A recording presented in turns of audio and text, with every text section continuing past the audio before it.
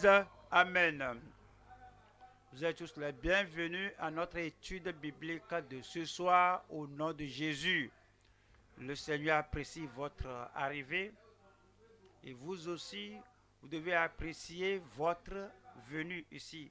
L'étude biblique est l'épine dorsale du croyant. Et nous rendons grâce au Seigneur qui nous aide, qui nous aide à tenir l'étude biblique toutes ces années de 1973 jusqu'à ce temps-ci.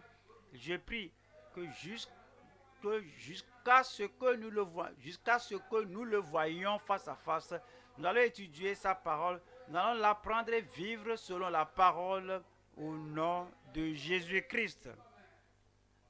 Amenez toute votre famille, amenez les amis, les voisins et ceux qui ne comprennent pas l'importance de l'étude biblique.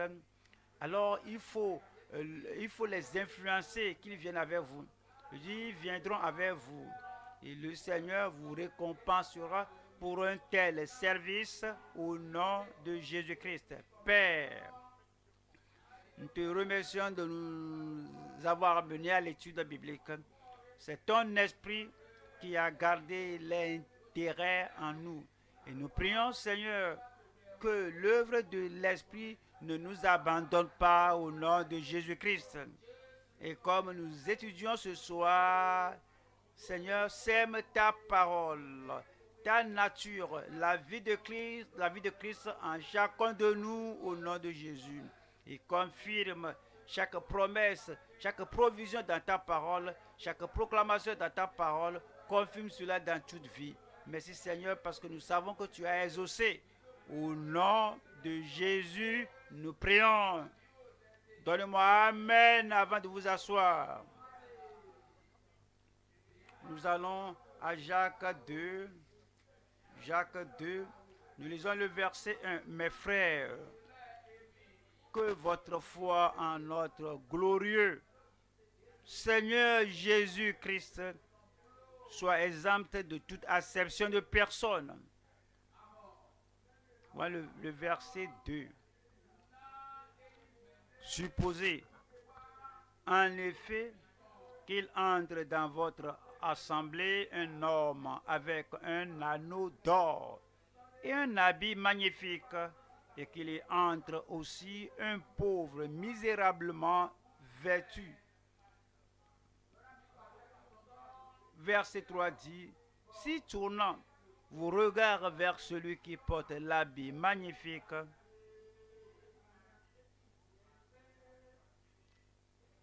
vous lui dites, toi, assieds-toi ici à cette place d'honneur.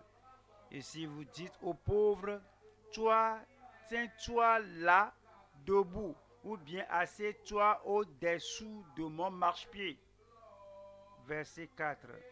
Ne faites-vous pas en vous-même une distinction et ne jugez-vous pas sous l'inspiration de pensées mauvaises. 5.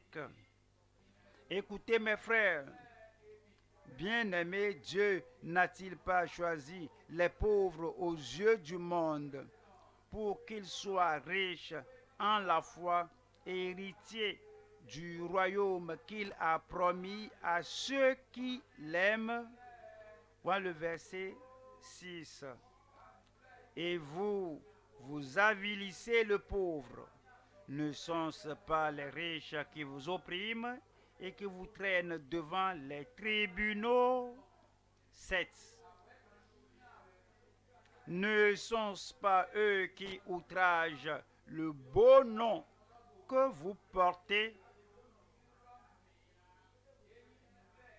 Et il pose beaucoup de questions pour nous faire penser, pour nous faire voir la façon dont nous acceptons la foi, que nous croyons la foi qui nous a délivrés une fois pour toutes, et la façon dont nous pratiquons ce que nous apprenons de la foi qui nous a été une fois délivrée, une fois transmise pour toutes.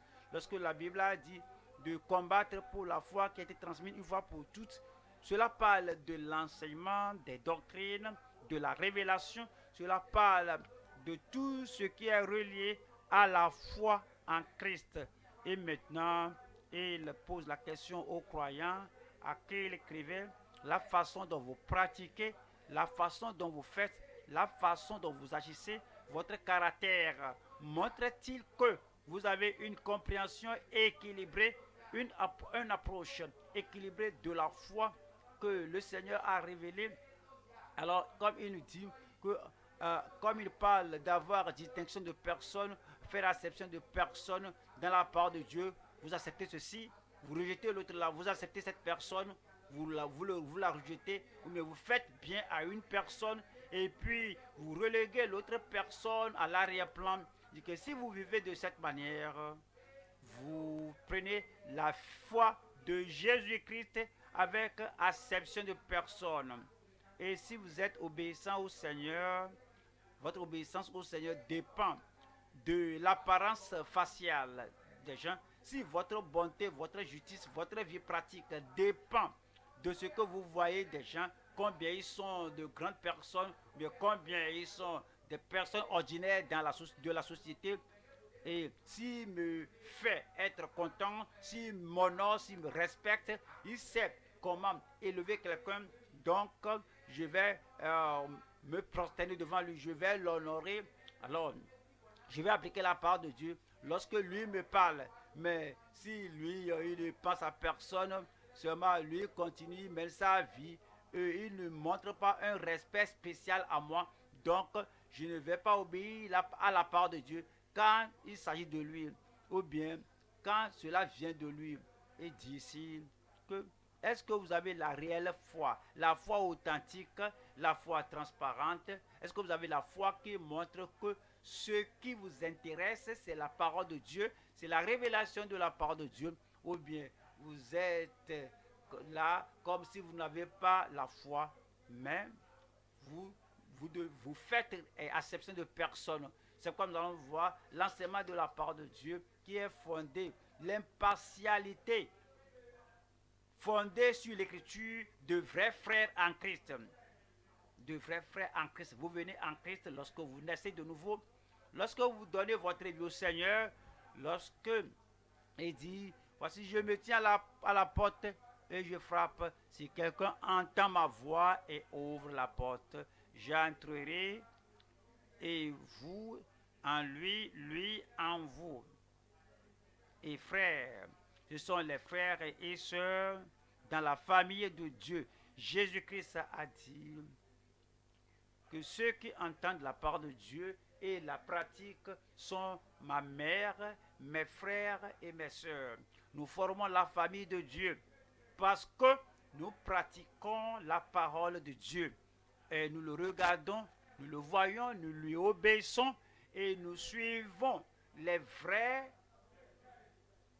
traces de Jésus. Nous devenons les frères et les sœurs dans la famille de Dieu, les fils et les filles de Dieu, les frères en Christ, les vrais frères en Christ.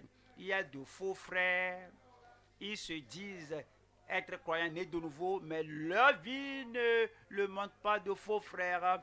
Ils regardent la parole de Dieu et ils n'ont pas la vraie foi en Christ. La pénétration de la parole de Dieu fait défaut en eux. Ils sont faux.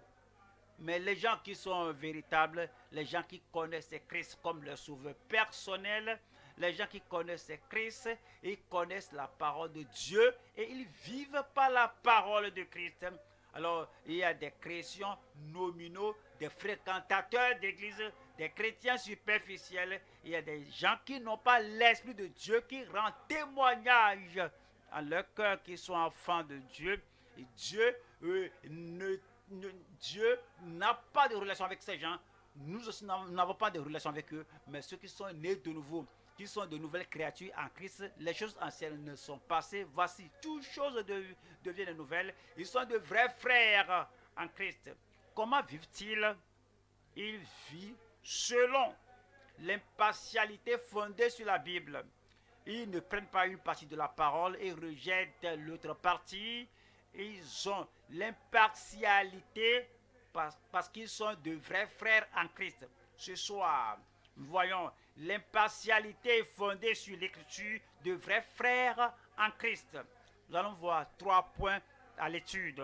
Première partie, premier point, nous allons voir la fidélité et l'impartialité bénie du Seigneur de gloire. C'est Jésus lui-même, le Seigneur de gloire. C'est lui que nous suivons. C'est lui l'exemple parfait. C'est lui qui est notre modèle.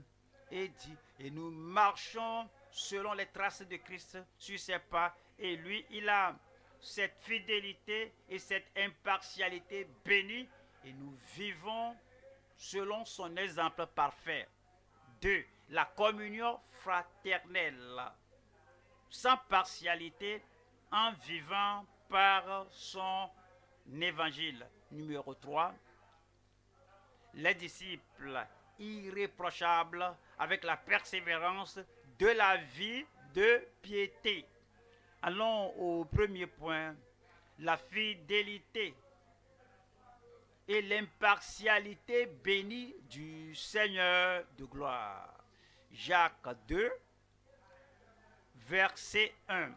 Mes frères, au fait, Jacques, l'écrivain, l'auteur de cette épître, appelait frère, beaucoup de fois, pour montrer qu'il n'écrivait pas aux pécheurs, il écrivait aux gens qui connaissaient le Seigneur, qui aimaient le Seigneur, qui connaissaient la parole de Dieu et qui vivent selon la parole de Dieu. Mes frères, que votre foi en notre glorieux Seigneur Jésus-Christ soit. Alors il a appelé Jésus le Seigneur de gloire ou le Seigneur glorieux. Il est le Seigneur de la grâce, le Seigneur de la piété, le Seigneur des pieux, il est le Seigneur glorieux ou de gloire.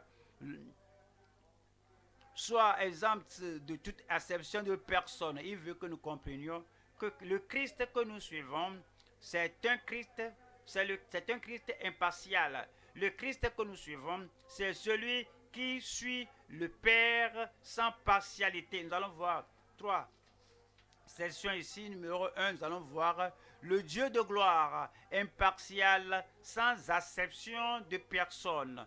2, le Seigneur de gloire, parfaitement dénué de toute acception de personne. 3, les promoteurs de sa gloire, impartiaux, sans acception de personne. Vous voyez la première partie, c'est le Seigneur de gloire, le Dieu de gloire. Le Dieu de gloire impartial, sans acception de personne. Voyons Acte 7. Et verset 2, Acte 7, verset 2. Étienne répondit, homme, frère et père, écoutez. Le Dieu de gloire apparut à notre père Abraham lorsqu'il était en Mésopotamie, avant qu'il s'établisse à Charan. C'est le Dieu le Père ici, qui a appelé le Dieu de gloire. Et Dieu le Fils, Jésus-Christ, est appelé comme le Seigneur de gloire. Moi et mon Père, nous sommes un. Un en nature, un en attribut et un en gloire. Moi et mon Père, et comme Dieu, le Père Dieu au ciel est appelé le Dieu de gloire, ainsi Christ, le Fils unique du Père, est appelé le Seigneur de gloire. Voyons, 2 Chronique 19,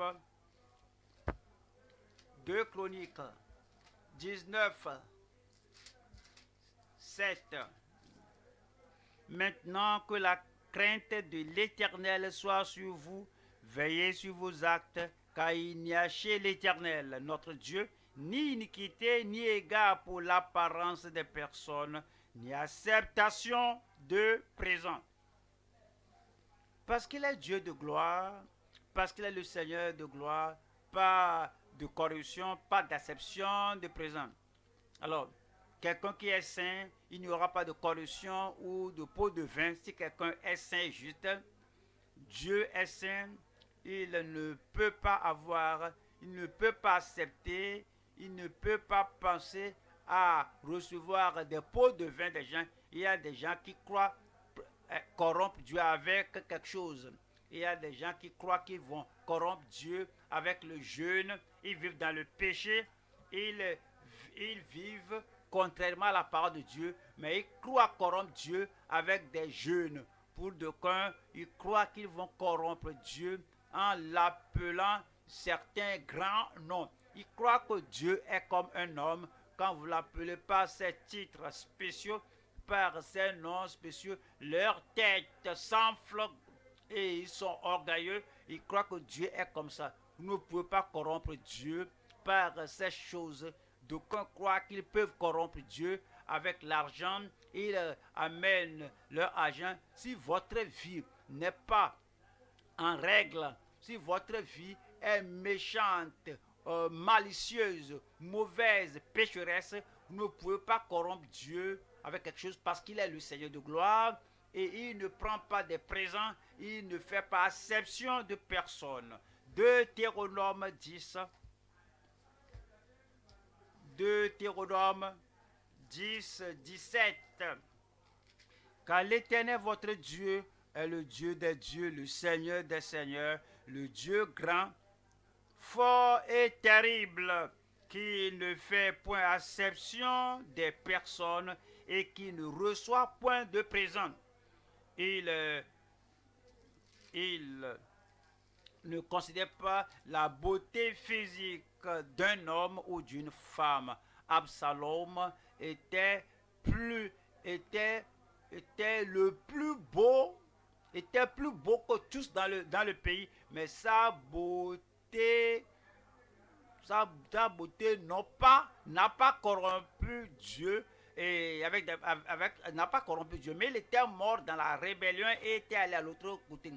Quel que soit ce que nous avons dans le naturel et quelle que soit notre beauté dans le naturel, cela ne fait pas que Dieu nous honore quand il n'y a pas de repentance, quand il n'y a pas la foi en Christ, quand il n'y a pas la justice dans notre vie. Actes au chapitre 10, nous lisons le verset 34. Alors Pierre, ouvrant la bouche, dit, en vérité, je reconnais que Dieu ne fait point acception de personne.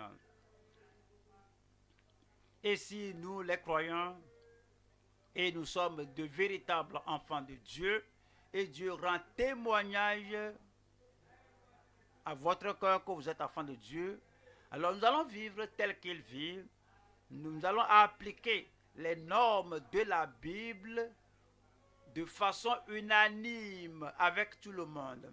Ce que Dieu dit, il le fait.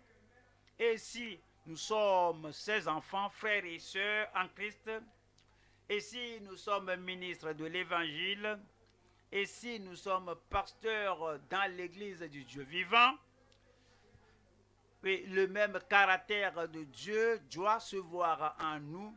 Nous ne faisons pas acception de personne, nous n'acceptons pas les présents, nous ne faisons pas des choses contrairement à l'Écriture, nous ne donnons pas des positions, la place aux gens que Dieu ne leur a pas donné. Il faut la grâce de Dieu, il faut le salut du Seigneur, il faut la vraie sanctification, que nous ne regardons pas le visage des gens, mais nous vivons selon la parole. Je prie que Dieu me donne la grâce pour s'y vivre. Voyons la deuxième partie ici. Le Seigneur de gloire, parfaitement dénué de toute acception de personne. Matthieu 22, verset 16.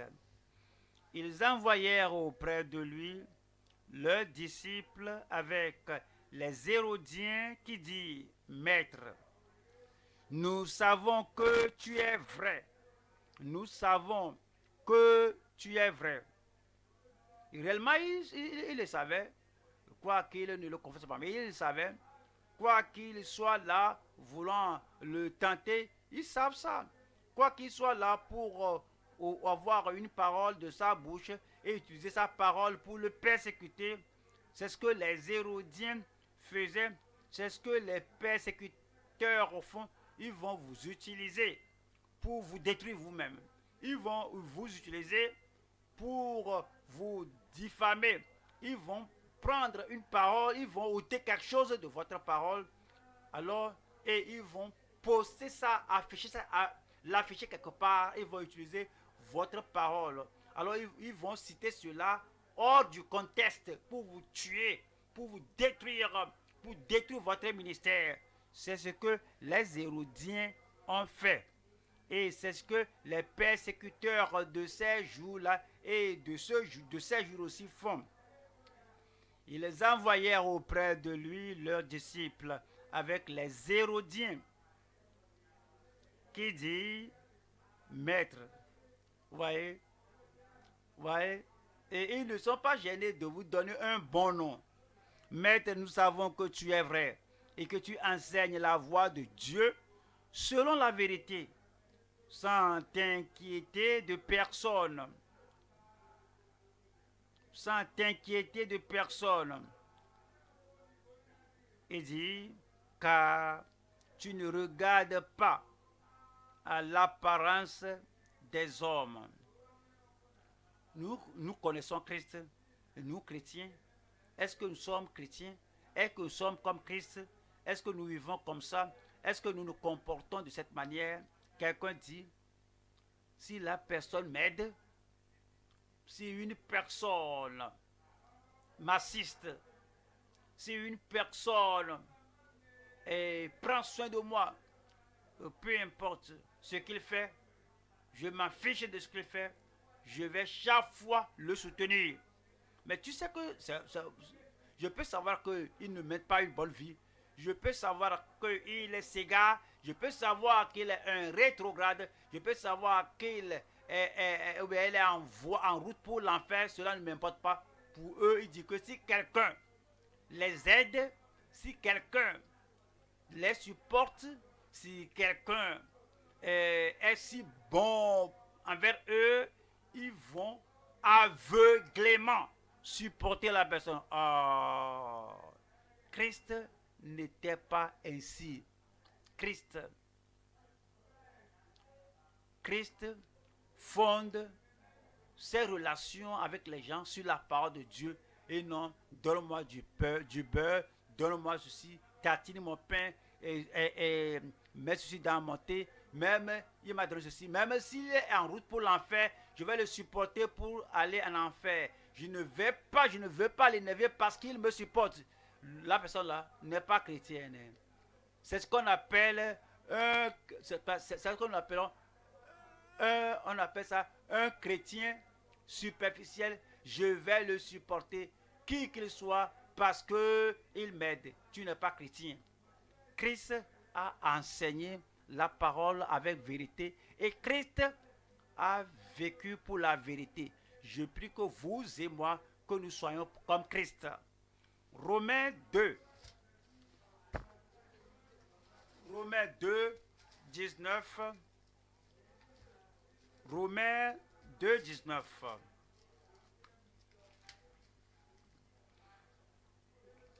Romains 2, 19.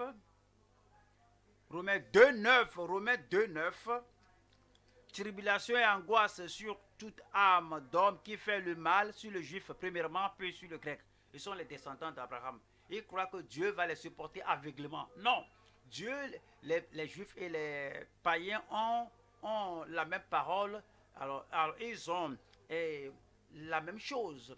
Nous croyons aujourd'hui, nous marchons de la même manière. Et alors nous traitons avec les gens de diverses manières. Mais la parole de Dieu dit, verset 10, gloire, honneur et paix pour quiconque fait le bien. C'est ce que nous cherchons. C'est ce que nous cherchons. Nous ne cherchons pas le visage des gens. Nous ne cherchons pas à voir la beauté des gens. Nous ne cherchons pas la tribu des gens. Nous ne cherchons pas s'ils sont de notre tribu ou pas. Nous ne cherchons pas leur nation, mais ils sont de ma nation. Mais ce que nous cherchons en tous, les gens avec qui nous traitons, c'est que que vous faites le bien. Pas que vous avez fait le bien dans le passé, maintenant vous êtes rétrograde. Et pas que la personne nous promet, je ferai du bien dans le passé. Mais présentement, aujourd'hui, la grâce de Dieu demeure en lui et il fait le bien pour le juif, premièrement, puis pour le grec, qu'il soit juif ou grec, la même chose. Tout ce que le Seigneur cherche, c'est qu'il s'humilie, il leur a donné il leur donne la grâce, il s'humilie et il leur donne plus de grâce pour continuer de faire du bien. Le verset 11 dit, car devant Dieu, il n'y a point d'acception de personne. Mon ami, est-ce que tu peux être comme Dieu? Être pieux comme Dieu? Être comme Dieu? Est-ce que tu peux vivre comme Dieu? Ou bien c'est dans ta nature et c'est irréversible pour toi que tu vis en regardant le visage des gens, tu vis en voyant ce que les gens te font et à cause de cela, tu ne peux pas réellement avoir l'épine dorsale, tu ne peux pas avoir le courage, tu ne peux pas avoir une vie constante en vivant comme Dieu et tu ne fais pas exception de personne. Et car il ne fait pas exception de personne, car il n'y a pas exception de personne avec Dieu. Le verset 16 dit, c'est ce qui paraîtra au jour où, selon mon évangile, Dieu jugera par Jésus-Christ les actions secrètes des hommes. Voyons Jacques 3, verset 17. Jacques 3, verset 17. Car la sagesse d'en haut est premièrement pure. Toute sagesse qui conduit à l'impureté, toute sagesse qui vous fait vous plonger, vous établir dans l'iniquité, dans l'impureté, cela n'est pas de Dieu. La sagesse d'en haut est premièrement pure, ensuite pacifique. Ce n'est pas que il y aura la paix si tu compromets. Toi, tu es trop dur. Tu as une conviction trop dure. Tu es trop biblique. Nous ne voulons pas cela. Hein. Donc, nous serons en paix avec toi si tu fléchis et tu compromis. Il faut l'oublier. Nous ne pouvons pas compromettre la parole de Dieu et permettre à nous-mêmes d'aller en enfer. Parce qu'on veut être pacificateur. C'est impossible. Il dit que autant que cela dépend de vous, vivez en paix avec tous les hommes. Il dit que autant que cela dépend de vous. Comment? Alors vous ne devez pas compromettre. Si vous ne devez pas être partiel, vous ne pouvez pas laisser votre conviction aller. Vous ne devez rien faire qui doivent vous faire désobéir à la parole de Dieu. Soyez en paix si c'est possible. Mais s'ils ont dit que la condition d'être en paix avec toi, c'est que tu dois compromettre. Et tout ce que tu as appris dans la parole de Dieu, toutes ces années-là, il faut les abandonner. Et qu'on sera en paix. Il faut oublier cette fausse paix.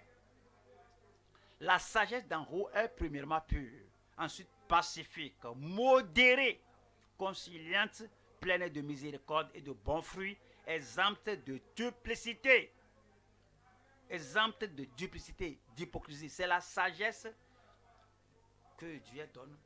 On dit que l'homme là n'est pas sage et il ne comprend pas que dans le leadership, on doit compromettre, que dans le leadership, on doit jouer au favoritisme, on ne doit pas traiter tout le monde au même niveau.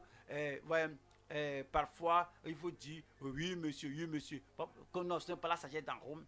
Ouais, ça, c'est la psychologie du monde. Mais il dit que la sagesse d'en haut est premièrement pure, ensuite pacifique, modérée, conciliante, pleine de miséricorde et de bons fruits, exempte de duplicité, d'hypocrisie.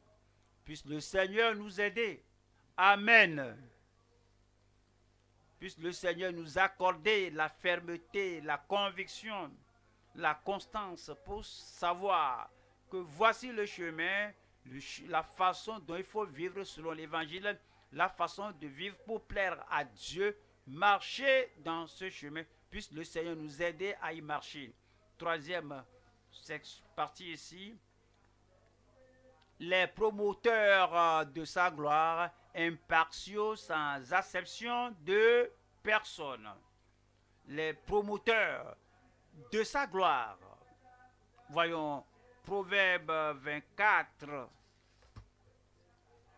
Proverbe 24, 21, Proverbe 24, 21. Mon fils, crains l'Éternel et le roi, ne te mêle pas avec les hommes remuants. Les chrétiens, les croyants, les fils, les filles de Dieu ne doivent pas se mêler avec ceux qui se donnent au changement. Les gens qui changent comme un caméléon.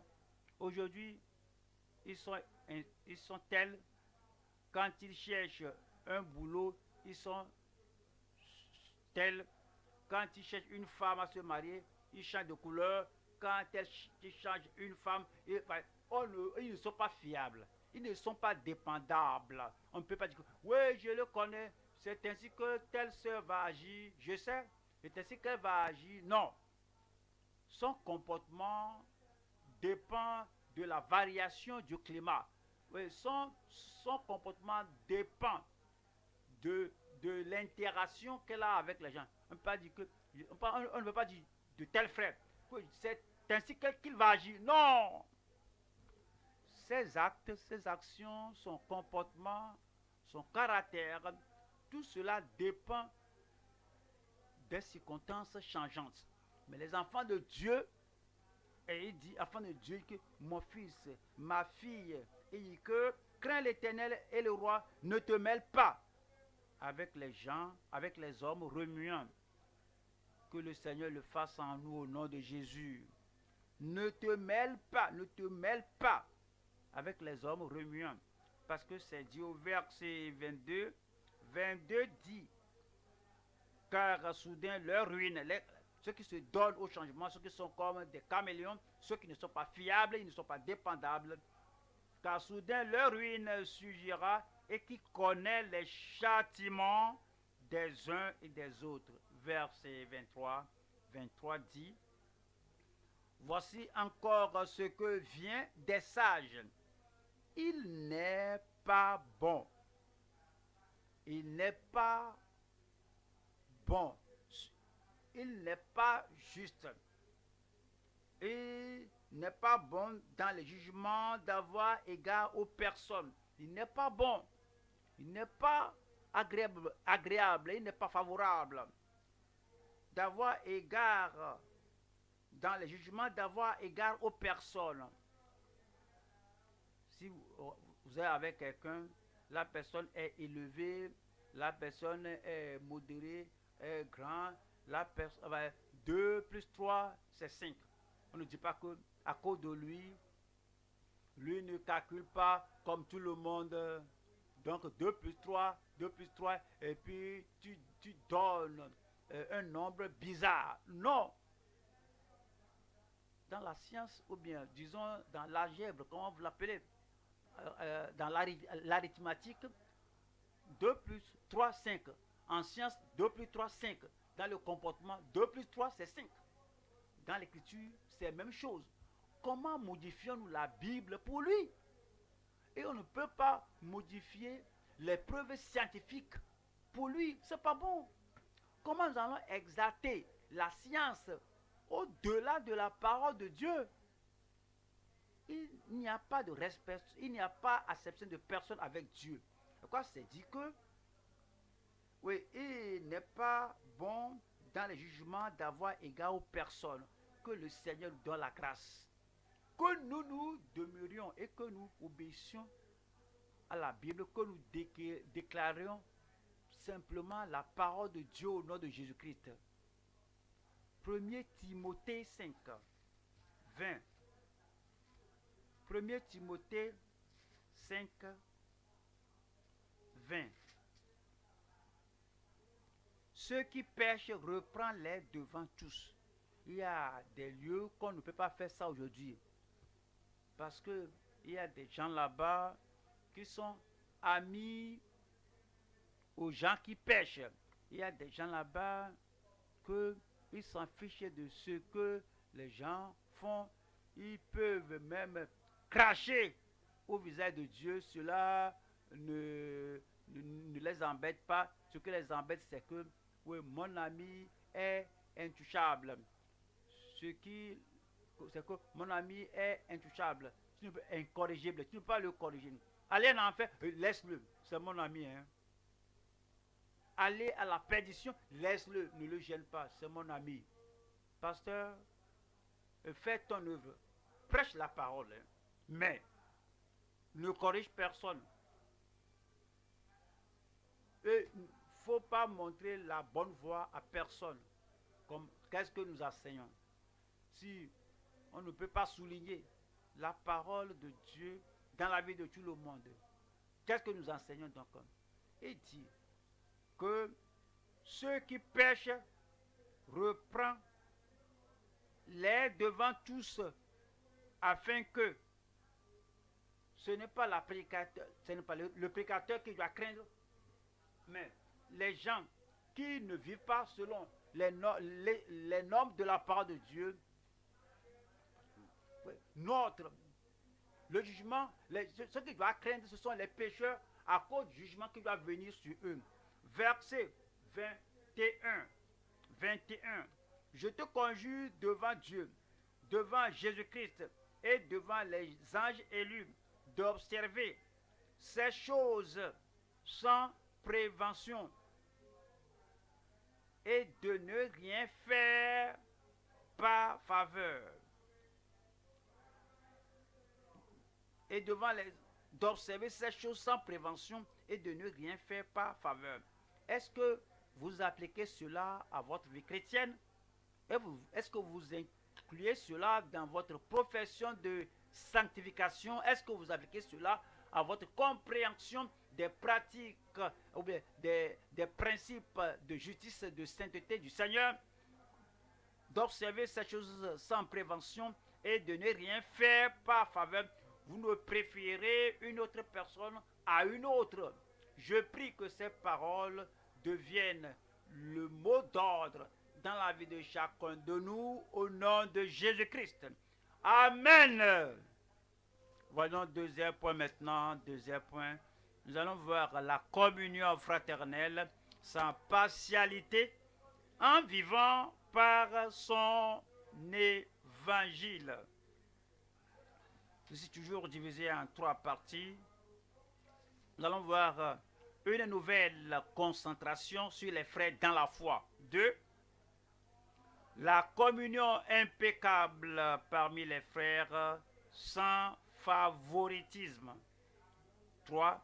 La fidélité sincère dans les édificateurs de la foi. Allons à la première partie. Numéro 1. Une nouvelle concentration sur les frères dans la foi. Voyons comment l'Esprit de Dieu a inspiré les apôtres pour écrire aux frères, les frères. Voyons. Jacques 1, verset 2. Mes frères, regardez comme un sujet de joie complète les diverses épreuves auxquelles vous pouvez être exposés. Il ne faut pas vous attrister, il ne faut pas pleurer. Verset 16. Ne vous y trompez pas, mes frères bien-aimés. 19. Sachez-le, mes frères bien-aimés. Il écrivait aux frères, et ainsi que tout homme soit prompt à écouter, lent à parler, lent à se mettre en colère. Lent à se mettre en colère. faut pas porter votre sentiment à la peau. Un peu de choses, vous êtes emporté. Un peu de choses, vous vous énervez. Où est la conversion? C'est ainsi qu'on était dans le monde. Une moindre chose blesse les gens dans le monde. Un petit regard énerve les gens dans le monde en utilisant, en employant un mot différent de comment vous l'employez, vous énerve.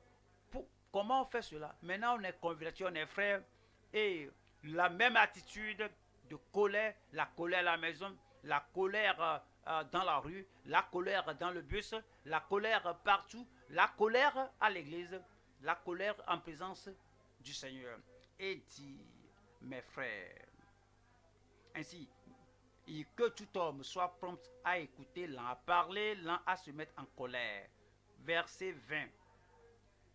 Car la colère de l'homme n'accomplit pas la justice de Dieu. Mes frères et sœurs, la colère n'améliore rien dans l'Église. La colère ne nous rend pas plus justes, plus saints, plus prêts pour l'enlèvement. Non, parce que la colère de l'homme n'accomplit pas la justice de Dieu. Voyons chapitre 2 et verset 1. Chapitre 2, 1. Mes frères, que votre foi, encore frères, que votre foi en notre glorieux Seigneur Jésus-Christ soit exempte de toute acception de personne. Voilà le verset 5.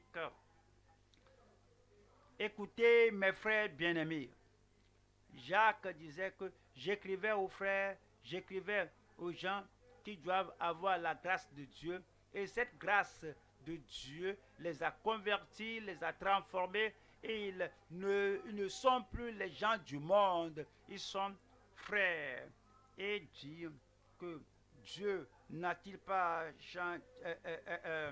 choisi les pauvres de ce monde pour être riches dans la foi et être héritier du royaume qu'il a promis à ceux qui l'aiment. Ouais, le verset 14. Que, mes frères, que sert-il à quelqu'un de dire qu'il a la foi s'il n'a pas les œuvres? La foi peut-elle le sauver? La foi vide peut-elle le sauver? Chapitre 3, verset 1.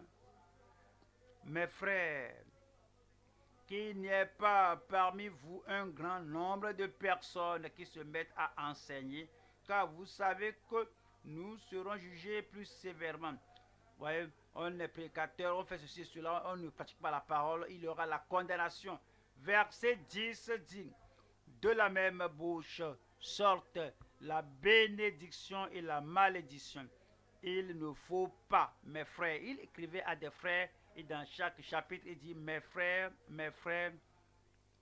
il ne faut pas, mes frères, qu'il en soit ainsi. Verset 12. Un figuier, mes frères, il écrivait aux frères, peut-il produire des olives ou une vigne des figues? De l'eau salée ne peut pas non plus produire de l'eau douce. Dans le chapitre 4, verset 11. Toujours il écrivait aux frères et dit, ne parlez point mal les uns des autres. Frères, si vous êtes frères, si vous avez la grâce de Dieu nous contrôle, nous restreint, nous réprime. La grâce de Dieu, à cause de la grâce de Dieu en nous, nous sommes en mesure de modérer notre conversation, nous sommes en mesure de réprimer, de limiter notre conversation. Ne parlez point mal les uns des autres, frères. Celui qui parle mal d'un frère ou d'une sœur ou qui juge son frère ou sa sœur parle mal de la loi et juge la loi. Or, si tu juges la loi, tu n'es pas observateur de la loi, mais tu en es juge. Chapitre 5, verset 7. Soyez donc patients, frères. Le monde n'a pas cette habileté d'être patient. Alors, les gens se dépêchent, ils sont précipités, mais les frères, ceux qui sont nés de nouveau, les enfants de Dieu, il dit, parce que nous sommes frères, alors parce que nous suivons Christ, alors nous avons la patience. Soyez donc patients, frères, jusqu'à l'avènement du Seigneur. Voici le laboureur attend le précieux fruit de la terre, prenant patience à son égard, jusqu'à ce qu'il ait reçu les pluies de la première et de l'arrière-saison. Verset 9 dit, ne vous plaignez pas les uns des autres. Les vrais croyants, les croyants qui croient à la Bible, les croyants justes, les croyants prêts pour l'enlèvement. Oui, nous ne concevons pas les murmures, la rancune de ceci et de cela, la rancune contre ceci, et les murmures contre ceci, les plaintes contre ceci. On a beaucoup de fardeaux de plaintes. Et ne vous plaignez pas les uns des autres, frères, afin que vous ne soyez pas jugés.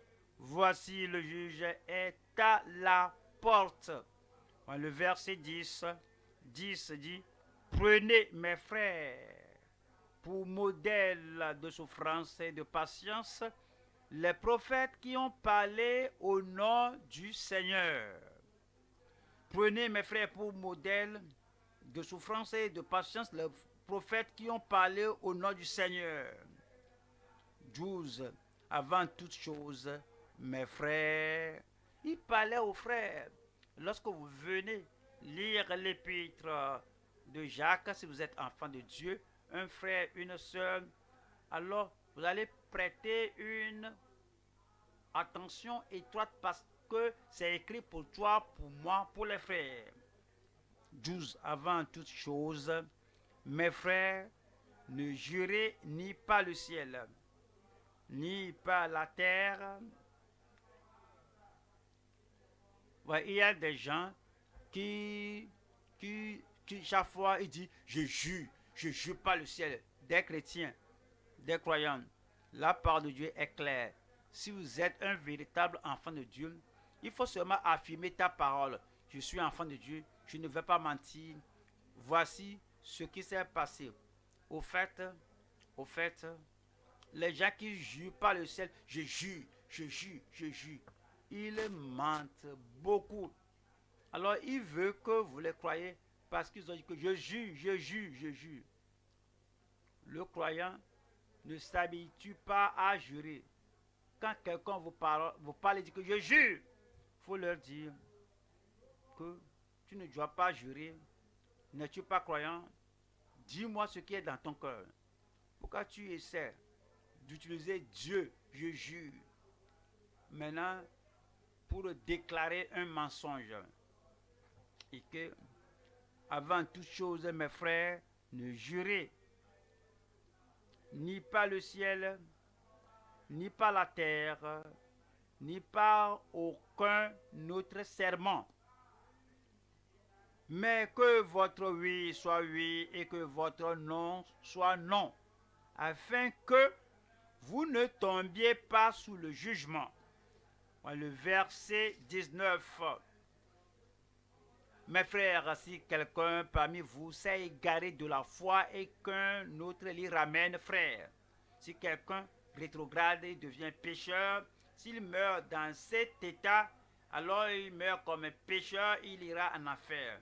Mes frères, si quelqu'un parmi vous s'est égaré de la foi, s'est égaré de la vérité, qu'un autre l'y ramène, vint. Qu'il sache que celui qui ramènera un pécheur, l'un de vous, un rétrograde, il n'est maintenant pécheur. Qu'il sache que celui qui ramènera un pécheur de la voie où il s'était égaré, sauvera une âme de la mort et couvrira une multitude de péchés. Voyons deuxième partie ici. Nous allons voir la communion impeccable parmi les frères sans favoritisme. Sans favoritisme. Voyons, Lévitique 19.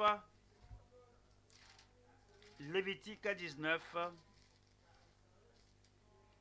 Lévitique 19, 15. Tu ne commettras point d'iniquité dans tes jugements. Tu n'auras point égard à la personne du pauvre. Et tu ne favoriseras point la personne du grand. Mais tu jugeras ton prochain selon la justice. C'est l'Ancien Testament. C'est sous l'ancienne alliance, c'est avant la grande grâce qui est arrivée dans la vie des gens, du peuple de Dieu. Même avant cela, c'est dire que nous ne devons pas faire, nous ne devons pas avoir égard pour un grand, ou bien nous ne devons pas, sinon, minimiser quelqu'un parce qu'il est pauvre, mais tout ce qu'on fait dans le jugement, tout ce qu'on fait pour évaluer la vie des gens, on fait cela selon la justice. Proverbe 28. Proverbe 28, 21. 28, 21. Il n'est pas bon d'avoir égard aux personnes à l'église, au comité de mariage, en choisissant les ouvriers, en désignant, en nommant les gens, et en les plaçant à des postes de devoir. C'est dit, mais il n'est pas bon d'avoir égard aux personnes. Nous ne devons pas aller par notre tribu. Il parle mon dialecte, il est de ma famille, c'est le fils, c'est la fille de mon oncle. Non. Il n'est pas bon d'avoir égard aux personnes. Vous savez que votre ami n'est pas stable, votre ami n'est pas ferme, et il te l'a dit, mon ami, je peux te le dire, je ne peux jamais le dire aux autres. Regarde ce que j'ai fait, et je ne sais pas si le pasteur a cette idée ou pas, parce que récemment, le pasteur ne sourit pas, il n'y a pas de lèvres, de souris aux lèvres, et viens. Et puis cet ami-là, ce faux-là, il sait que son ami est un pécheur, un rétrograde, un adultère, un fornicateur. Il sait que son ami est un récalcitrant. Il dit qu'il est mon ami. Il dit que pasteur, parce qu'il croit que avait accès à moi. Et tu regardes la personne, tu vois qu'ils viennent pour jouer.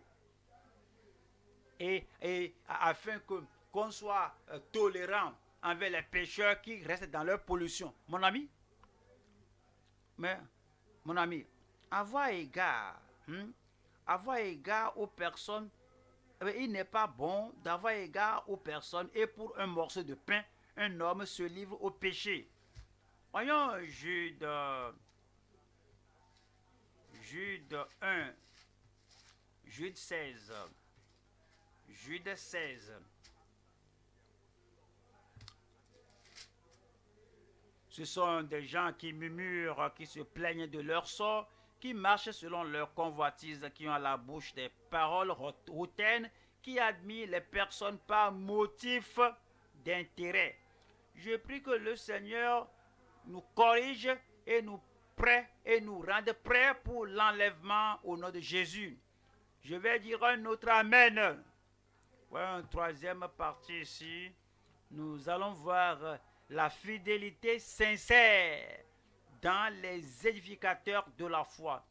Ceux qui sont appelés à édifier la foi des autres, même à édifier votre propre foi, nous devons avoir une fidélité sincère, franche. On ne regarde pas le visage des gens. Vous ne regardez pas la position des gens.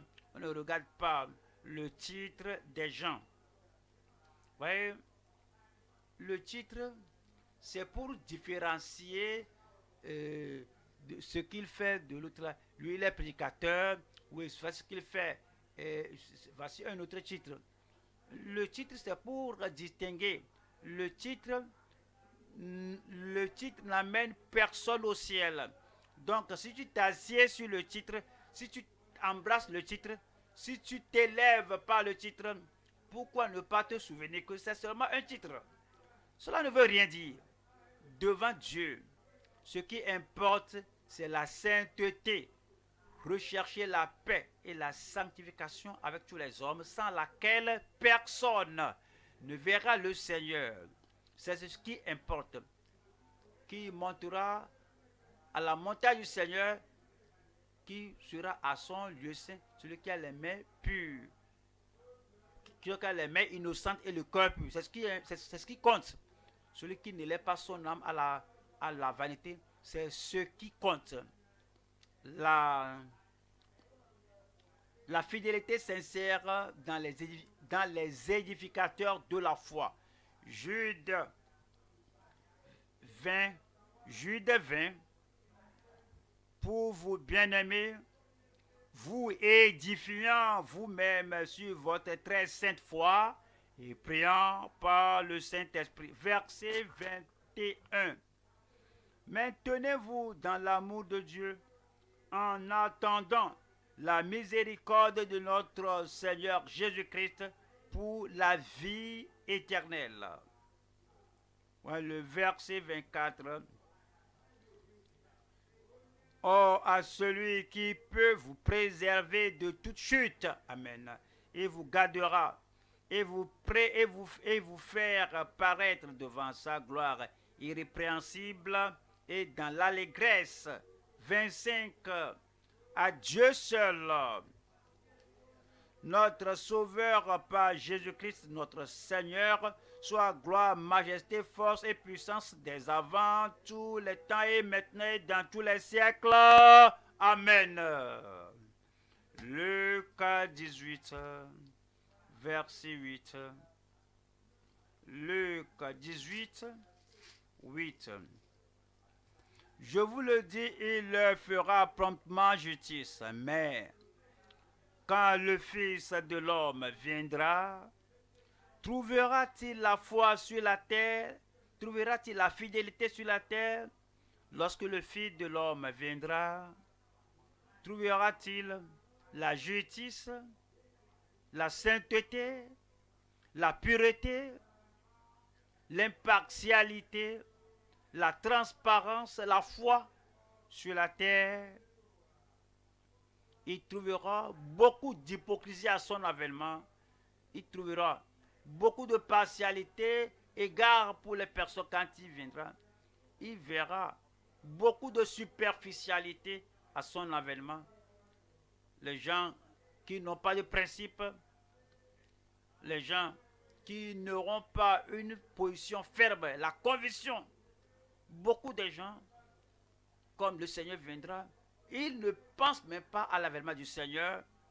Et il y a beaucoup d'injustice dans les gens, des gens qui doivent être sauvés et sanctifiés. C'est pourquoi il a posé la question que quand le Fils de l'homme viendra, trouvera-t-il la foi, la fidélité sur la terre? Hébreux 11, 5. Hébreux 11, 5.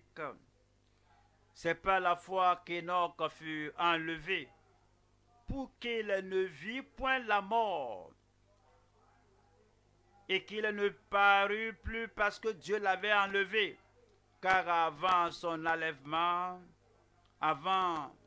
l'enlèvement qui lui était arrivé, il avait reçu le témoignage qu'il était agréable à Dieu. Ceux qui plaisent aux hommes n'iront pas au ciel. Les gens qui plaisent aux gens n'iront pas au ciel. Ceux qui plaisent à la société, si je ne leur plais pas, Moi, je n'aime pas d'inconfort. Hein. Si je ne leur plains pas, oui, je me rends inconfortable. Mais cela va t'empêcher d'aller au ciel. Si chaque fois tu plais aux gens, il veut que tu mentes et c'est toi qui te montres volontaire. Il veut que quelque chose de mauvais soit fait. Alors tu te lèves et tu deviens celui-là que tout le monde aime, que tout le monde apprécie. On veut que tout le monde fasse quelque chose de mauvais. Il faut l'appeler. Il va le faire pour nous. Il va nous aider. Alors ceux qui plaisent aux hommes n'iront pas au ciel. Quel est ton but? Pourquoi tu es dans la foi? Pourquoi tu es chrétien? Pourquoi tu es croyant? Avant son, avant, avant son, avant qu'il ne soit enlevé, avant son enlèvement, il avait reçu le témoignage qu'il était agréable à Dieu. Or, sans la foi, sans la fidélité, il est impossible de lui être agréable, car il faut que celui qui s'approche de Dieu croit que Dieu existe et qu'il est le rémunérateur de ceux qui le cherchent. Allons au troisième point maintenant. Troisième point. Ce sont les disciples irréprochables avec la persévérance de la piété, de la vie de piété. Les disciples irréprochables avec la persévérance de la vie de piété. Jacques 2, verset 5. Écoutez mes frères bien-aimés, Dieu n'a-t-il pas choisi les pauvres aux yeux du monde pour qu'ils soient riches en la foi, héritiers du royaume qu'il a promis à ceux qui l'aiment?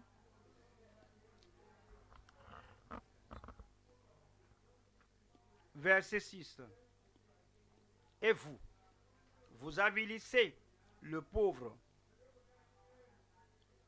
Ne sont-ce pas les riches qui vous oppriment et qui vous traînent devant les tribunaux? Verset 7. Ne sont-ce pas eux qui outragent le beau nom que vous portez? Ils blasphèment le nom du Seigneur. Que vous savez, nous connaissons la vie profonde d'autrefois. Vous n'allez pas les avoir à compromettre. Vous pouvez les menacer à ôter leur boulot. Vous pouvez les opprimer, les persécuter. Vous pouvez même les faire souffrir. Mais la vie profonde d'autrefois se tient ferme comme le roc de Gibraltar. Regardez ce qu'il fait. Vie profonde. Regardez comment. Regardez comment. On l'a poussé à compromettre. Et elle dit quelle est la vie profonde. Regardez-le. Regarde ce qu'elle a fait. Ce qu'il a fait. Que la vie profonde que nous connaissons là, qui obéissent à la Bible, ils ne vont jamais rien faire de pareil. Mais vous voyez, vous faites que les gens au dehors du royaume, ils blasphèment le nom du Seigneur parce qu'ils ne peuvent pas te voir rester dans la parole de Dieu. Alors, ne blasphément-ils pas le bon nom que nous sommes appelés? Nous allons voir 3 sessions ici. 1. Nous allons voir les héritiers justes du royaume promis. 2. Nous allons voir les héritiers outragés dans le royaume présent.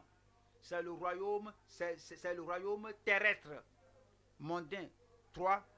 Les héritiers riches du royaume dominant. Première partie ici. Les héritiers justes du royaume promis. Nous allons à Jacques 2, verset 5. Jacques 2, 5. Écoutez mes frères bien-aimés, Dieu n'a-t-il pas choisi les pauvres aux yeux du monde pour qu'ils soient riches en la foi et héritiers du royaume qu'il a promis à ceux qui l'aiment?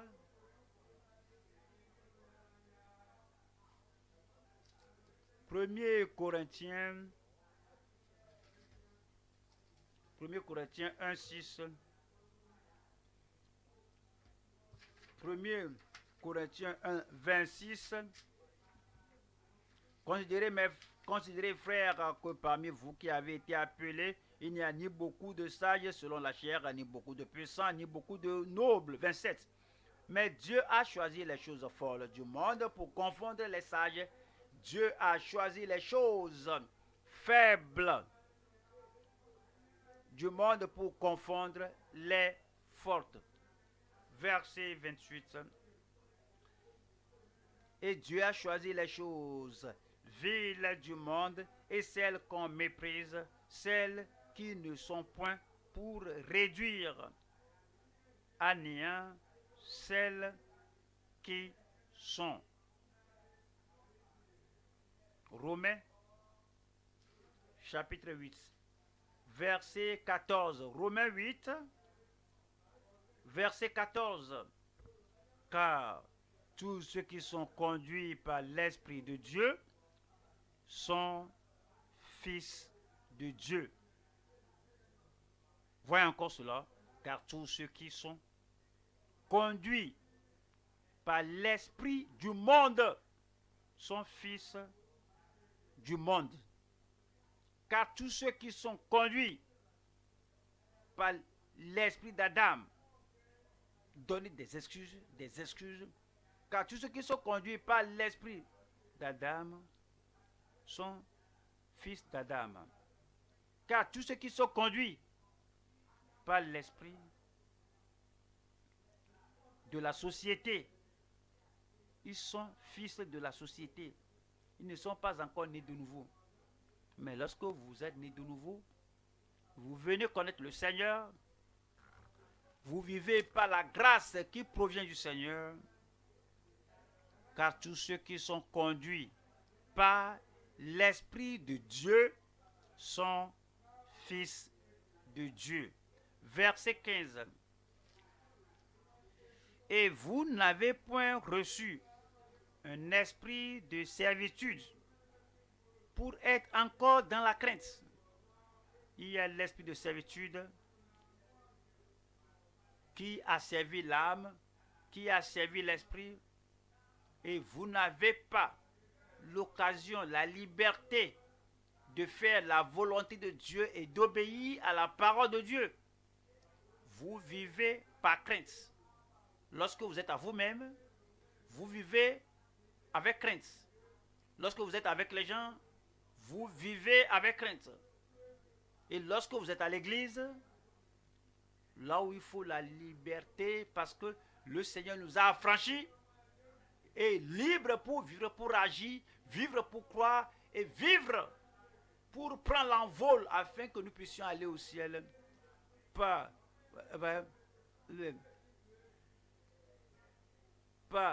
le fait de baisser la tête. J'ai la conviction. Je ne veux pas que les gens connaissent ma conviction. S'il y a un lieu qu'on doit être courageux, c'est à l'église. Là, nous avons le Père, le Fils, le Saint-Esprit. Et nous avons le peuple de Dieu qui nous encourage. Mais même à l'église, les gens ont très peur. Quelque chose va mal avec cette personne. Et dit, et vous n'avez point reçu un esprit de servitude pour être encore dans la crainte, mais vous avez reçu un esprit d'adoption, par lequel nous crions Abba, Père. 16 dit, l'Esprit lui-même rend témoignage à notre esprit que nous sommes enfants de Dieu. 17 dit, or si nous sommes enfants, nous sommes aussi héritiers, héritiers de Dieu et co-héritiers de Christ, si toutefois nous souffrons avec lui, afin d'être glorifiés avec lui. Vous serez glorifiés avec le Seigneur. Deuxième partie ici, nous allons voir les héritiers outragés dans le royaume présent.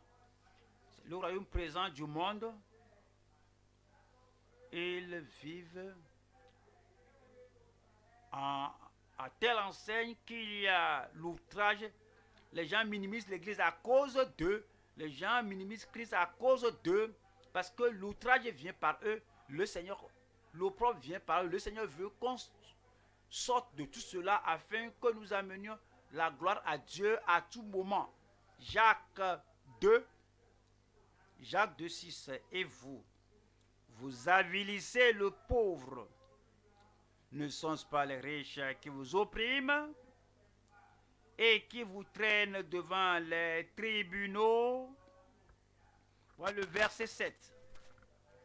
Ne sont-ce pas eux qui outragent le beau nom que vous portez? Avant de faire quelque chose, vous devez vous poser la question, si je fais cela là, les gens qui me regardent honoreront-ils Christ ou blasphémeront-ils Christ? Les gens avec qui vous traitez et vous montrez l'impiété, l'injustice, vous montrez charnel, sensuel, immoral avec eux, ces gens-là, aussi ils ont le cerveau pour parler, pour penser. Ce sont des incroyants, ce sont des rétrogrades, mais ces soi-disant membres de l'Église, eux aussi, ils ont la mémoire, ils vont penser que d'accord, je comprends. Je sais que c'est mon niveau. Mais regardez cet homme-là, très élevé comme ça dans l'église. Regardez cette femme-là, avec sa position-là, très grand, élevé. Regardez comment il se comporte. Il blasphème le nom du Seigneur par lequel vous êtes appelés. Maintenant, si les gens blasphèment le nom du Seigneur par votre action, par votre comportement, vous savez, parfois, même ouvertement, vous oubliez. Et puis, les gens qui vous regardent, alors, ils vous regardent, vous faites comme ça. Ils disent que, pourquoi celui-ci l'a fait comme ça dans le sanctuaire de Dieu? Et si les gens ne sont pas prudents, ils vont blasphémer le nom du Seigneur à cause de vous. Ne sont-ce pas ne sont-ce pas eux qui outragent le bon nom que vous portez? Je prie que le Seigneur vous aide, qu'il m'aide. Que les gens ne blasphèment pas le nom du Seigneur à cause des gens qui professent d'être sauvés, sanctifiés, remplis du Saint-Esprit. Mais vous savez que ce n'est pas vrai. Ils ne sont pas remplis du Saint-Esprit. Si les gens blasphèment le nom de Dieu par eux, Apocalypse 2, verset 9, qui dit, je connais ta tribulation et ta pauvreté, bien que tu sois riche. Amen. Amen. Et les calomnies de la part de ceux qui se disent juifs et ne le sont pas, mais qui sont une synagogue de Satan. Les gens qui professent être juifs, mais Dieu dit, Jésus dit, qu'ils sont la synagogue de Satan. Les gens qui disent que j'appartiens à Christ et qu'ils mentent en comportement, en caractère, ils le renient. Je prie que vous ne soyez pas pareils. Voyons numéro 3 ici. Numéro 3, nous allons voir les héritiers riches du royaume dominant. Les héritiers riches du royaume dominant.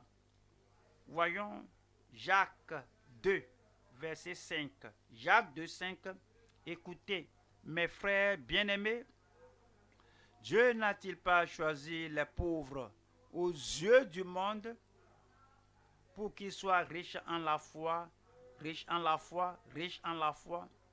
Lorsque nous sommes riches en la foi, nous sommes riches en la grâce, parce que vous pouvez prier par la foi et nous aurons plus de grâce. Lorsque nous sommes riches en la foi, nous sommes riches en l'amour, parce que nous pouvons prier et l'amour de Dieu va couler dans notre vie et par nous. Lorsque nous sommes riches en la foi, nous sommes riches en la vérité. La vérité de la parole de Dieu nous enrichisse et de nous, cela atteint la vie des autres. Lorsque nous sommes riches en la foi, nous sommes riches en les fruits de l'esprit, parce que c'est la foi, et par la foi nous prions, et la foi atteint, la foi alors se montre en nous, et riche en foi, vous êtes riche en l'amour, vous êtes riche en joie. La joie du Seigneur sera votre force, parce que vous êtes riche en la foi, vous êtes riche en la piété, en la sainteté, parce que la foi, la véritable foi apporte la piété, la sainteté à votre vie. Lorsque vous êtes riche en la foi, vous êtes riche en l'espérance, parce que votre espérance sacre, s'ancre en Dieu. Vous êtes riche en foi, vous êtes riche en de bonnes actes, en de bonnes actions. Vous êtes riche en foi, vous êtes riche dans les actions qui vont profiter les autres. Il dit, et mes frères, écoutez mes frères, Dieu n'a-t-il pas choisi les pauvres aux yeux du monde pour qu'ils soient riches en la foi et héritiers du royaume qu'il a promis à ceux qui l'aiment? Ce soir, avec tout ce qu'on a étudié, nous voulons venir devant le Seigneur par la foi et nous voulons que notre foi nous examine et que là où nous sommes défectueux, alors nous croyons au Seigneur, il va enrichir notre foi, le Seigneur va enrichir notre foi et nous allons vivre par la foi du Fils de Dieu qui nous aime et qui est mort pour nous et qui s'est livré lui-même pour nous.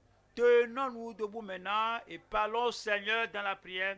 Parlons au Seigneur dans la prière parce que il peut enrichir notre vie, il peut enrichir notre foi. Il veut que nous comprenions qu'il est le Seigneur de gloire. Il est le Seigneur de gloire. Pourquoi ne pas le reconnaître? Comme vous tenez là-bas, comme vous priez là-bas, il faut le reconnaître. Il est le Seigneur de gloire. Il est le Dieu de gloire. Alors il est impartial et quiconque invoquera le nom du Seigneur sera sauvé. Pourquoi? Parce que il est impartial. Il est impartial. S'il bénit les autres, il va vous bénir aussi. S'il a transformé les autres, il va vous transformer aussi. Alors, il a changé Saul, il est devenu l'apôtre Paul. Il a changé sa nature, il a changé sa vie, il a changé sa poursuite, il a changé toutes choses concernant sa vie. Et il est Dieu, le Dieu qui ne fait pas exception de personne. À cause de cela, il va vous exaucer aussi. Mais vous devez désirer avoir la vraie nature de Dieu et le caractère de Dieu, le Seigneur de gloire. Parlez lui afin que la grâce là augmente dans votre vie, que la gloire là soit dans votre vie et que vous change, que vous transforme, de la gloire en gloire, de force en force, que vous deveniez de plus en plus fort dans le Seigneur qui vous donne l'épine dorsale pour être en mesure d'être ferme sans avoir acception de personne, sans mener votre vie dans la partialité, sans mener votre vie en ayant égard aux personnes, sans mener votre vie dans le favoritisme, dans le tribalisme, mais que vous soyez ferme, transparent. Et tout ce que vous faites, alors c'est ce que vous faites pour A, vous le faites pour B. Vous n'êtes pas après les gens parce qu'ils vous donnent de l'argent, parce qu'ils vous donnent des biens matériels, que je ne peux jamais dire rien de négatif, même si c'est vrai, parce qu'il me donne ceci et cela. Ça, c'est faire acception de personne. Ça, c'est dépendre des présents. Alors, vous avez la nature des gens du monde. Alors, il faut montrer la nature de Christ. Alors, il n'y a pas acception de personne. Il n'y a pas de peur. Ou il n'y a pas de faveur. Vous ne faites rien parce que vous avez peur. Alors, vous ne devez pas faire ça avec crainte. Je ne dois pas dire cela. Et si je n'ai pas dit ça, j'ai peur. J'ai peur de ce qu'ils feront. Comment ils vont agir. Je ne dois pas rester ferme parce que mais j'ai peur. l'esprit de servitude. Vous n'avez pas l'esprit de servitude pour craindre. Vous ne savez pas le Seigneur de tout votre cœur. Si la crainte des hommes, c'est ce qui vous contrôle là. La faveur qu'il me montre, la flatterie qu'il me donne, l'honneur humain qu'il me donne. Et si je ne continue pas de fléchir les genoux devant eux, de compromettre, alors eux vont diminuer la faveur. Ainsi, vous vivez pour la faveur, vous ne vivez pas par la foi, vous ne vivez pas pour le ciel. Pourquoi ne pas devenir un véritable croyant, un croyant transparent, un croyant impartial, un croyant ferme, inébranlable dans les choses du Seigneur. Vous connaissez la vérité et vous vivez, vous marchez dans la vérité. Parlez au Seigneur, il vous accordera plus de grâce afin de ne pas demeurer une méduse sans épine dorsale. Vous ne pouvez pas bien tenir, vous ne pouvez pas bien vous tenir debout, chaque fois anxieux, ce que les gens feront. Pourquoi vous gênez de cela? Ouais, le jugement est dans la main de Dieu. Vous avez votre vie à mener. Vivez selon les principes de justice que vous avez appris. N'allez pas permettre à la crainte des hommes. N'allez pas permettre à la crainte des hommes de vous rendre partial.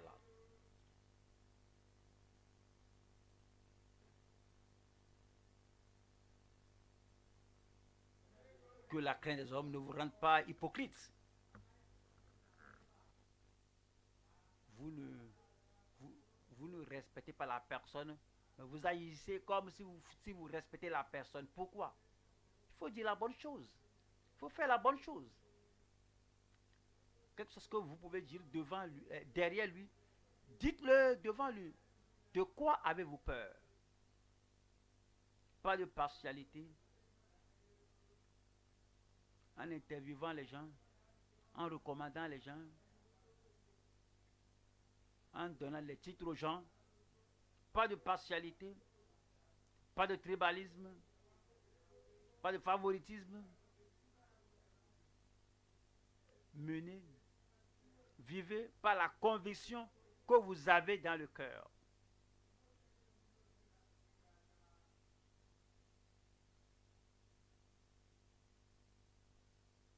Priez et priez avec foi et priez avec consécration. La prière qui apporte la vertu du ciel à votre vie. Vous pouvez honorer le Seigneur de gloire tout en ayant la nature, les attributs du Seigneur de gloire. Vous plaisez au Dieu de gloire en ayant foi en lui, en vivant fidèlement pour lui, par lui.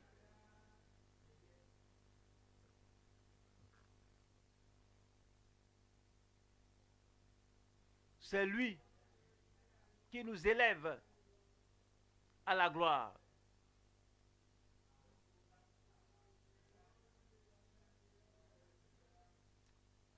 Et vous,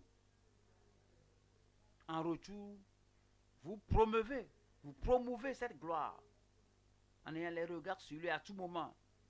Vous vivez par lui, par sa grâce, et vous vous tenez par sa grâce à tout moment.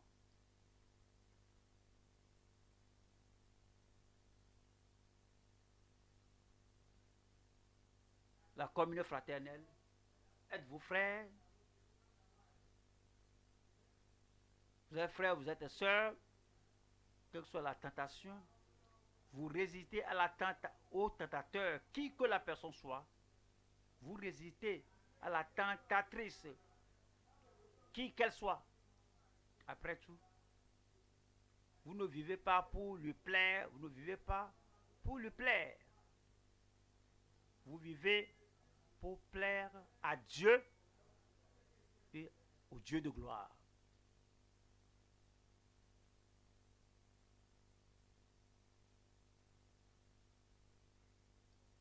Une nouvelle concentration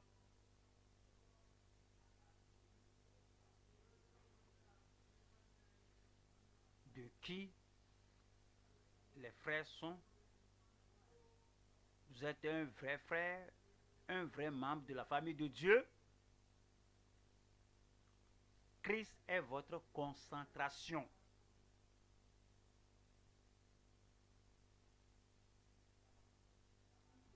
La ressemblance à Christ est votre concentration.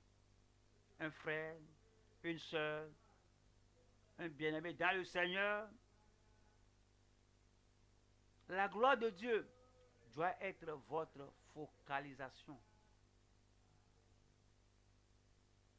Pas votre confort, votre aise, mon aise, ce que j'aime, le sourire des gens. Ce ne doit pas être votre concentration. La concentration, c'est que c'est la gloire de Dieu.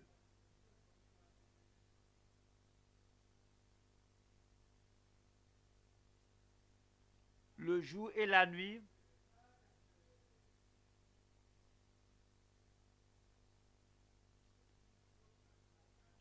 devant les rois, devant les pauvres, la gloire de Dieu. Qu'on ne pas avoir une nouvelle concentration pour cela.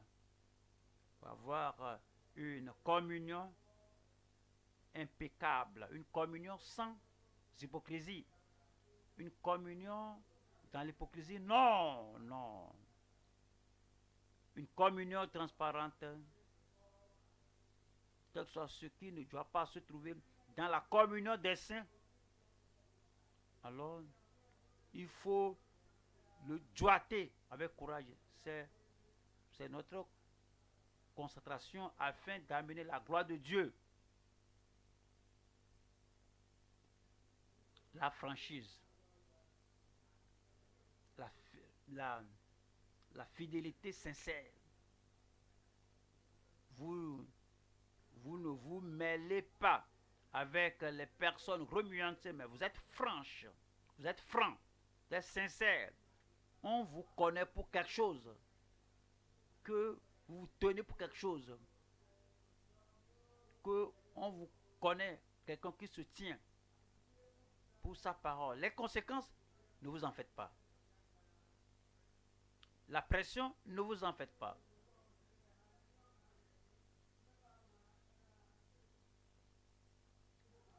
Ils peuvent, on pourrait vous surnommer. Quel est votre souci? Votre souci est de vous concentrer sur la gloire de Dieu.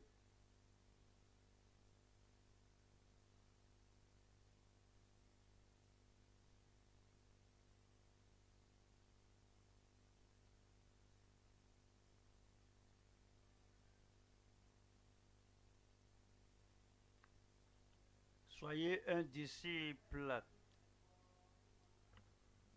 irrépréhensible de Christ. Pas de choses sales derrière ton rideau, derrière la porte. Tu es saint, tu es pieux, tu es juste.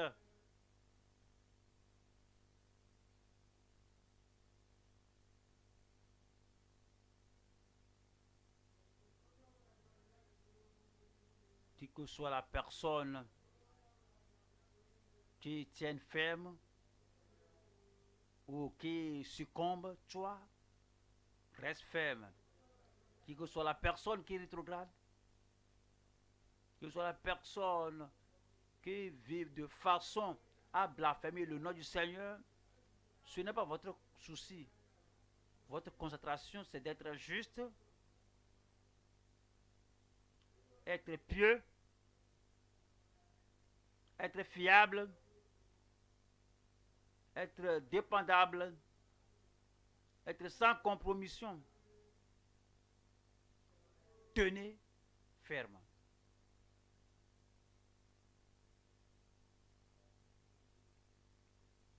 Que tous ceux qui vous connaissent sachent que vous n'allez pas compromettre à cause de la faveur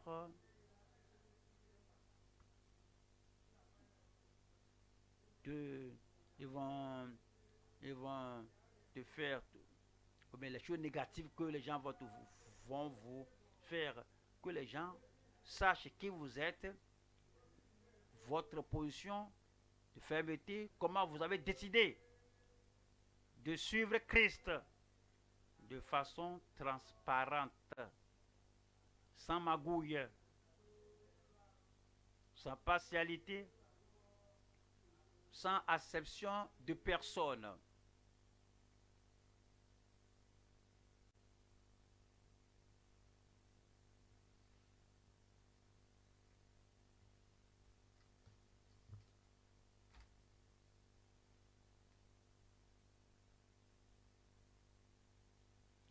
Au nom de Jésus, nous prions.